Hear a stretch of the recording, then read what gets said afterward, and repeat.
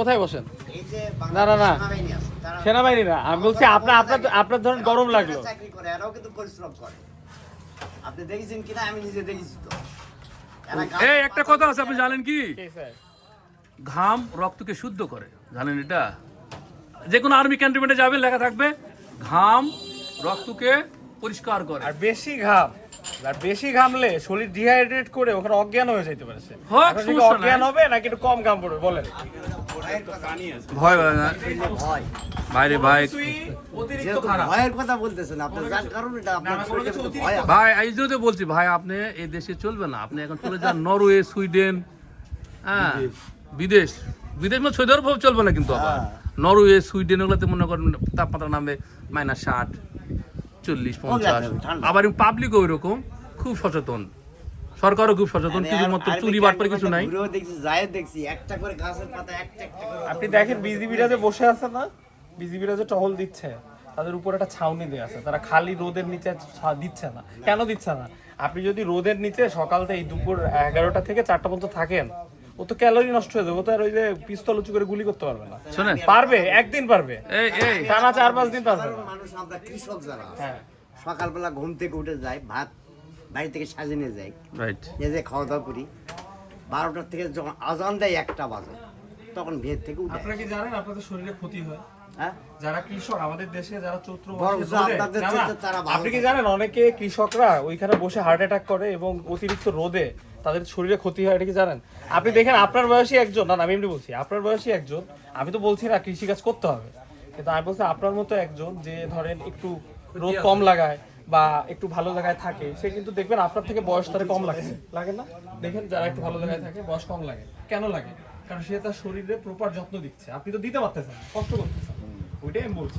না না আপনার তো এইখানে না, এইখানে আপনি একটা কথা এভাবে বলতে হবে না। এখন কথা হলো যে ঘটনাটা ঘটে সেটা হলো যে ভিটামিন ডি কে শরীরের দরকার আছে। অবশ্যই দরকার। ভিটামিন ডি আমাদের দেশ থেকে যারা বিদেশে, সারা দিনে যে রোদ, এই রোদে সারা দিনে ভিটামিন ডি থাকে না। ডাক্তারের কাছে গেলে ডাক্তার বলে আপনি সকালে রোদটা লাগাবেন, দুপুরের রোদ যদি কোনো ডাক্তার লাগাইতে বলে যে চৈত্র মাসে 12টা থেকে 3টা রোদ আপনি লাগাবেন, তাহলে আপনি আমার বলেন কোন ডাক্তার বলে কিনা?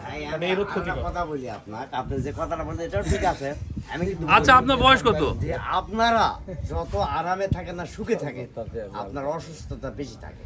এই জন্যই আমি বলছি আমি আপনার থাকবো। অসুস্থতা বেশি থাকবে কিন্তু আমাদের অসুস্থতা কম থাকে, তার কারণ আমরা পুরো রোদে কারণ- পানিতে শোনেন, কারণ যারা থাকে, না না আমি বলি, আমাদের শরীরটাকে ঠিক থাকে। কারণ যারা থাকে, কারণ যারা থাকে ওরা বেশি অসুস্থ হয়।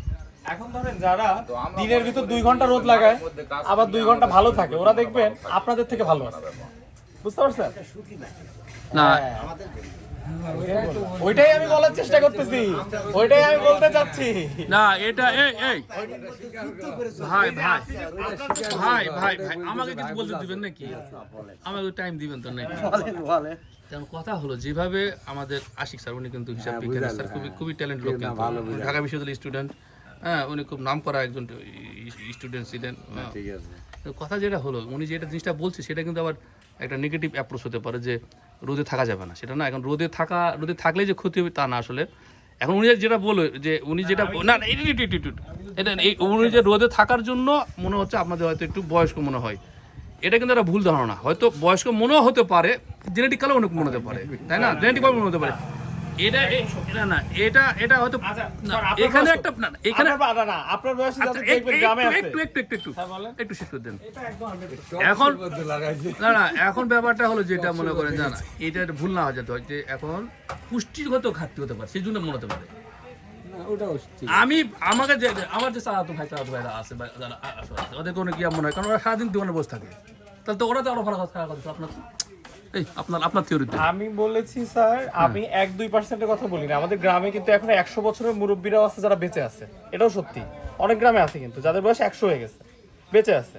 আমি বলতে চাচ্ছি আমার আব্বাও শহরে ছিল, তবে তো আমি দেখছি আমার বাবার বয়স যখন 60, আমার বাবা মারা গেছেন, আমার বাবার বয়স যখন 60, তখন সে যখন গ্রামে গেছে তার বন্ধুদের দেখে আমি চিনতে পারিনি, কারণ মনে হয়েছে না তার বন্ধুদের এইখানে বয়স 60, এই কিন্তু বেশি বয়স। আশিক, হ্যাঁ, এইখানে কিন্তু নিউট্রিশন সমস্যা, পুষ্টির আমি সমস্যা। বলি স্যার, আপনার এখানে পরিশ্রম সমস্যা না, অবশ্যই এটা আপনি ভুল ব্যাখ্যা দিচ্ছেন। পর্যাপ্ত পরিশ্রম ইম্পর্টেন্ট, কিন্তু বেশি পরিশ্রম তো এটা- ক্ষতিকর। না, এটার বাজেই একজন আছে। মানুষ পরিশ্রম করবে, কিন্তু বেশি পরিশ্রম করলে তো তার শরীর থেকে ক্ষতি হবে। বেশি পরিশ্রমের সমস্যা নাই, কিন্তু সে পরিমাণ যে খাবারটা খেত তাহলে কিন্তু সমস্যা হতো না। আমারটা খাবারটা খায় না বলে সমস্যাটা করছে। আপনি শুধু খাবারের কথাই বলছেন, ওকে, কিন্তু আমার কথা হচ্ছে যে আমি মাঠে যাব, আমি মাঠে সকাল থেকে আগে ছিল স্যার, নিউট্রিশনের সমস্যা আগে এখন ছিল, এখন আর নেই। নিউট্রিশনের সমস্যা ইম্পর্টেন্ট।